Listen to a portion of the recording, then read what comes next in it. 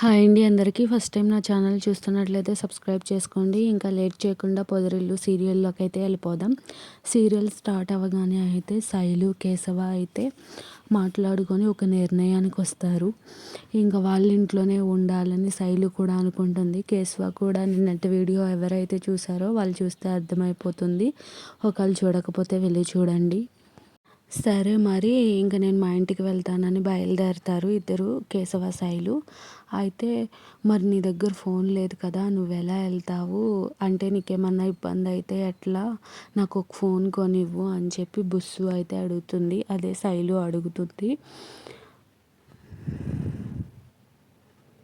ఇంకా శైలుకి అయితే phone కొంటాకైతే cell షాప్కి వెళ్తారు. కొంచెం ఫోటోలు అటు ఇటు అయినాయండి, కొంచెం అడ్జస్ట్ చేసుకోండి.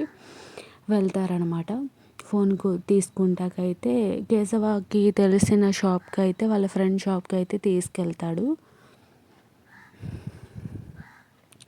వాళ్ళిద్దరూ జాలీగా మాట్లాడుకుంటూ వెళ్తారనమాట షాప్ దగ్గరికి. ఇంట్లో వాళ్ళు ఈ లోపల బాగా కంగారు పడిపోతూ ఉంటారు.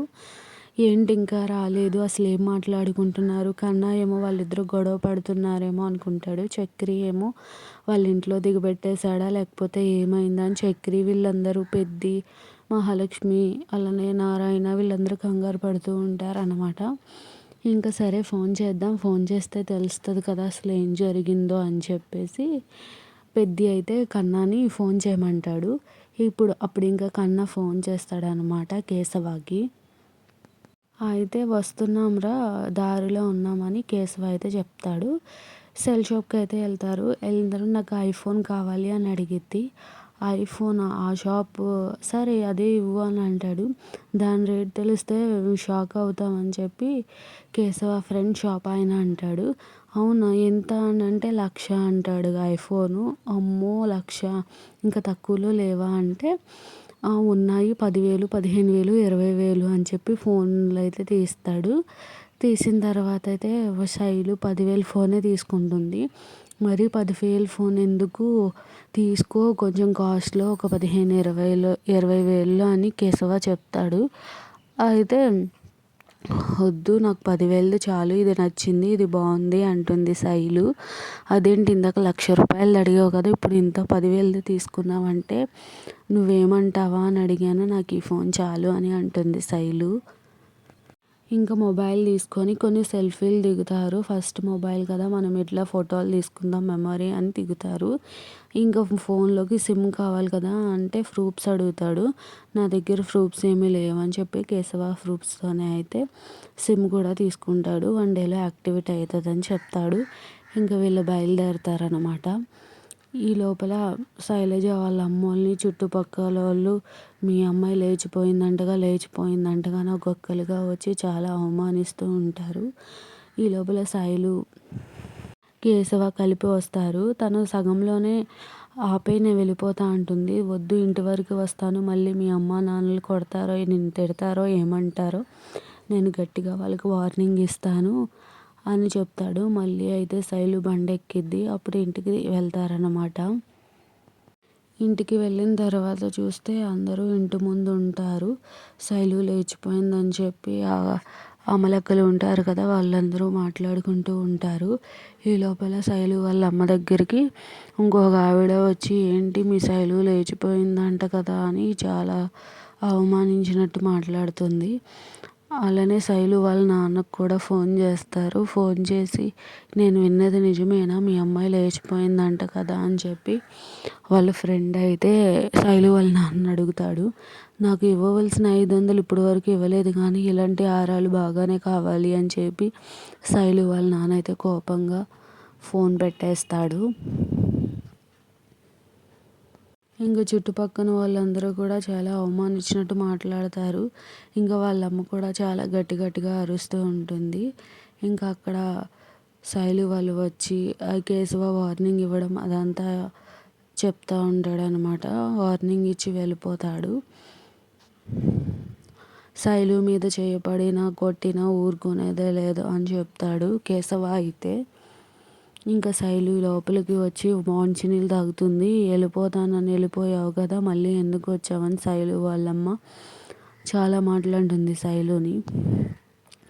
నిన్ను వద్దన్నాడా, నిన్ను పెళ్లి చేసుకొని అన్నాడా, లక్షలు తెమ్మన్నాడా, నేను కట్నం తెమ్మన్నాడా, వదిలేసే ఉంటాడు, ఆడు వదిలే బాపతని నేను ముందు నుంచి చెప్తూనే ఉన్నానుగా నీకు అని శైలు వాళ్ళమ్మ ఇష్టం వచ్చినట్టు అంటూ ఉంటుంది.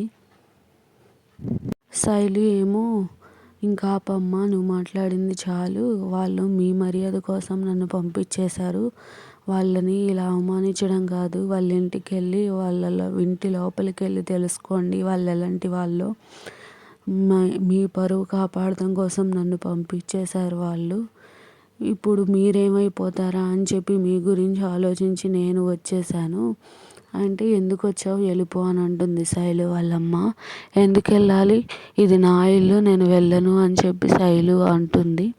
నీ ఇల్లా, అవును, నీకెంత హక్కు ఉందో భార్యగా, తండ్రిగా నాకు అంతే హక్కు ఉంది అంటుంది. ఇప్పుడు గుర్తొచ్చాడా నీకు తండ్రి అని చెప్పి వాళ్ళమ్మ చాలా మాటలు అంటూ ఉంటుంది శైలుని.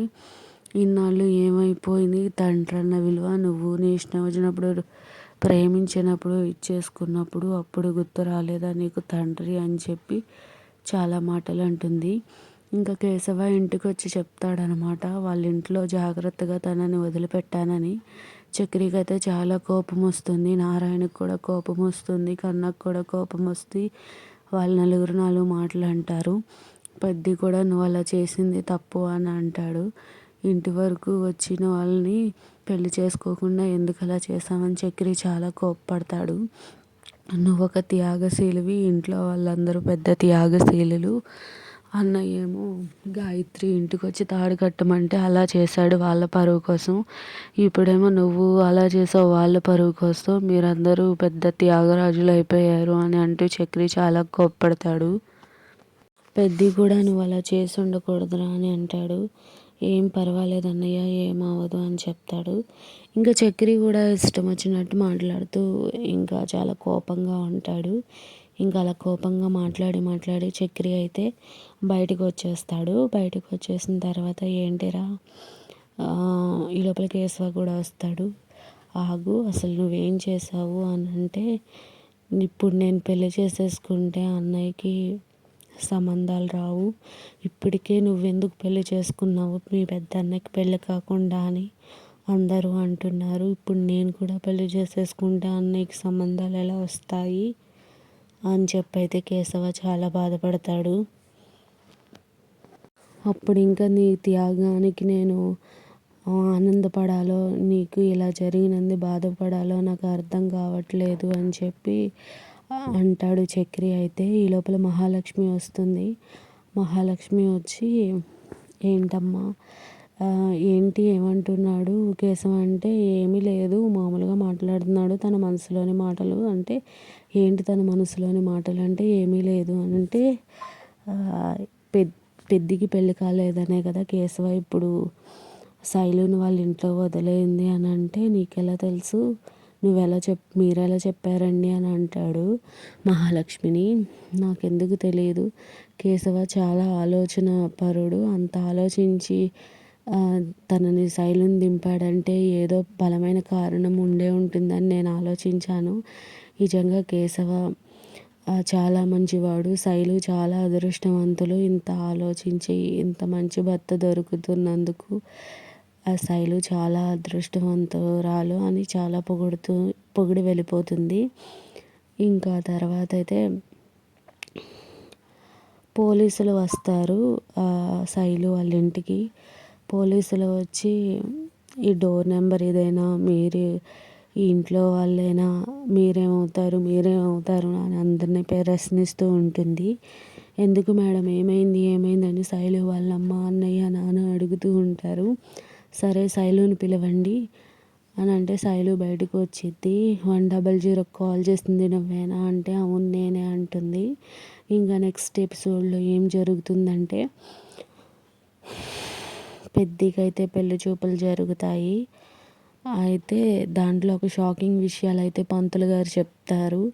అంటే ఈయన పెళ్లి చేసుకున్న వాళ్ళు ఎవరు బతకరు అన్నట్టుగా చెప్తారు. ఇంకా ఆయన ఒక్కొక్క విషయం చెప్తూ ఉంటుంటే ఇంట్లో వాళ్ళందరూ చాలా షాక్ అయిపోతూ ఉంటారు. ఇతనికి ఏ సంబంధాలు కుదరవు, ఏ సంబంధాలు రావు, వచ్చినా కలిసి ఉండరు, విడిపోతారు. ఇతని జాతకం బాలేదు అంటే పెద్ద జాతకం బాగోలేదు అని చెప్పి చాలా మాటలు మాట్లాడతారు. రేపు ఇంకా ఇంట్రెస్ట్గా ఉంటుంది సీరియల్. Don't forget now.